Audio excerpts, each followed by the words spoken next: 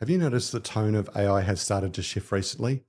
They've stopped telling you that AI is going to change the world to saying that you're the reason why it hasn't. I've noticed this talking to customers, our community, and I've even noticed it on social media.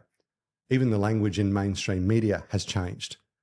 The technologies are now saying that you're the problem. You're not doing it right. You didn't get enough training. You're resisting change. You're trying to fight the inevitable. They say you have to try harder and give it a little bit more time. But if you boil it all down, what they're trying to tell you is you're to blame. And look, I've seen this when big software projects fail. They say the organization wasn't ready and we didn't put enough into training and the culture wasn't right. It's never the software, it's always the people.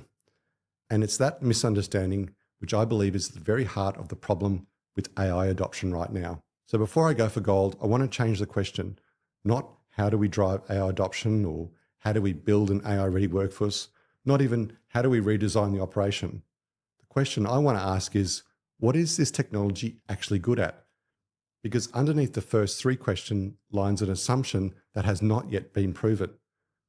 Notice what happened over the last few years. We went from here is a great new capability to here is a company-wide license that use it, without ever passing through the step where somebody takes a good hard look and work out whether this thing is actually useful. I mean, if that was any other technology, you'd be laughed out of the room. Imagine walking to a board meeting and saying, hey, I'd like $1 million for a piece of equipment. I'm not certain what it does. Our people will figure it out. And if they don't, we'll just keep retraining them until they do. And yet that's exactly what we're being asked to do with AI. We went to technology adoption without asking some pretty critical questions. So let's go back and do the unglamorous thing and actually answer it. A large language model is an algorithm, and the people who talk about this stuff like it's magic are talking shit. Text goes in, different text comes out, or sometimes images or sounds, and that's just about it. But that's not to say it isn't useful. It's genuinely remarkable for a good set of tasks. Classification, 40,000 supplier invoices sorted into categories. Great. Thank you. Summarisation, a 200-page contract, tell me what's in it. Works beautifully. Extraction, pull every payment term and termination clause out of this document. Sweet. Translation and reformatting, convert this into another language. Nice. Drafting, give me some ideas how to say this. Excellent. Do you see the pattern? In every one of those cases, the answer is already in the input. Model didn't discover anything. It's reshaping something you already had. But let's be clear about what it's not. It's not a knowledge engine. It doesn't know your revenue. It's not an arithmetic engine. It approximates numbers. It doesn't compute them. And it's certainly not a judgment engine. Large language models are a great tool with real, well-defined edges, if you're old enough to remember when you were still allowed to buy your software before they made you rent it forever. Companies installed versions of Microsoft Office, and Office 97 came with a feature called Office Assistant. It was an annotated paperclip with oversized eyebrows, and it kept making observations about your document. My American friends might think of Clippy like a digital version of 60 Minutes Andy Rooney. The actual idea behind Clippy came out of genuine research. Clifford Nass and Byron Reeves at Stanford worked on the idea that people treat computers a bit like people. So we should therefore build software that behaves like a person. The engineering behind that was actually pretty clever, and the intention behind it was good, but users absolutely hated it. People complained that Clippy interrupted you, repeated himself, and he never learned anything, and he kept assuming that you knew nothing. When Office XP came out in 2001, Clippy was gone, and to their credit, Microsoft even ran a marketing campaign celebrating its removal. Some people even said that XP meant X paperclip, and it was a cute way of Microsoft saying, yeah, okay, we built the wrong thing. But what they didn't do was try to run an adoption task force or a Clippy literacy program.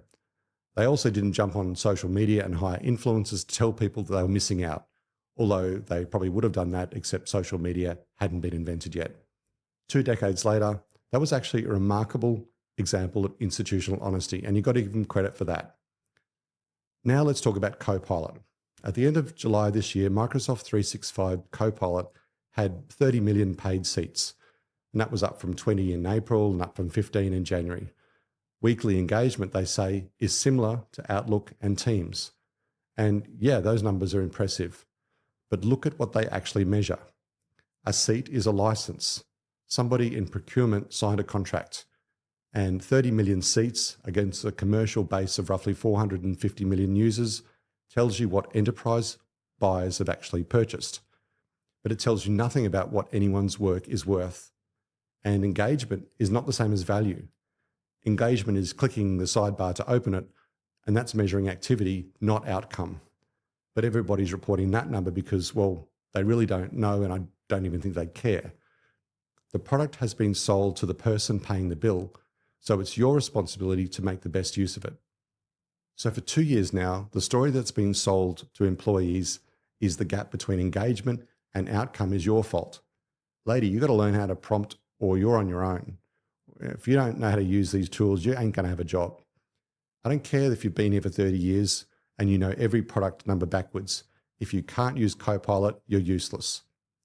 Microsoft's own research finds that 65% of AI users now fear falling behind if they can't adapt quickly enough. That's a terrible thing to do to your employees. The workforce, the people that turn up every day to help you deliver on your company's vision. So look, I think we have to stop blaming workers for immature tools and pretending that these things can do far more than they actually can. We've got to stop telling people that they need to work differently until we know for sure that what the software vendors are promising actually delivers results. It turns out that the people who resisted using the assistants weren't the laggards. They were the ones who wanted to see the evidence first, and then the most reliable indicators of whether the technology is useful or not. What they should have done instead is sit down with employees, not procurement departments, and say, tell me, what's the most repetitive, text-shaped, soul-destroying part of your week? And I'll bet they'll give you specific, unglamorous, and very solvable problems, which invariably include classification, extraction, and summarisation. That's the key to your AI strategy. I look forward to Copilot being ditched just like Clippy. I'm Dr. Earl Brandt, the founder of Kiraa. If you enjoy my content, please like and subscribe. To learn how you can get involved, jump on our website, connect with me on LinkedIn, and share your thoughts on Copilot in the comments below. Thanks again for watching, and I'll see you in the next one.